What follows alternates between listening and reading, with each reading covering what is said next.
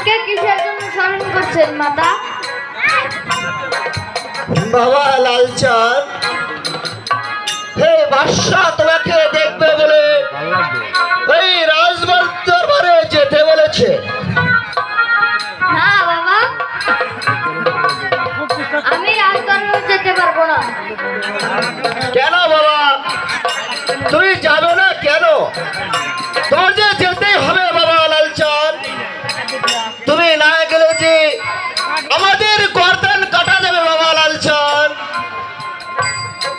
আমি যাইতে পারি বাবা, কিন্তু ওই ছোট লোকের মতো পায়ে হেঁটে যেতে পারবো না। যদি বাদশা রাজহস্তেরই পাঠিয়ে দেয় তাহলে আমি যাব, নচেত না।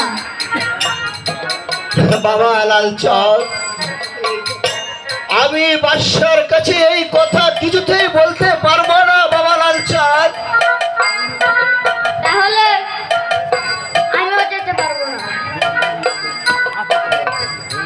এই লালচাঁদ,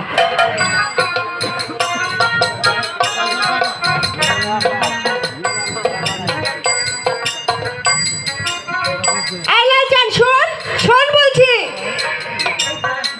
নয়, আমাদের এখন গর্দান যাবে।